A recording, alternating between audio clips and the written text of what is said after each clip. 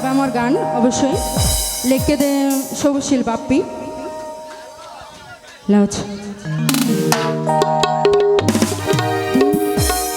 আইয়া তোর ভুল কেনে গলাম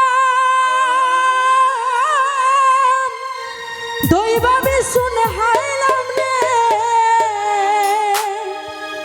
ওরে পাশানরে বিশ্বাস করলাম গরি গেল গয়ে বেমানি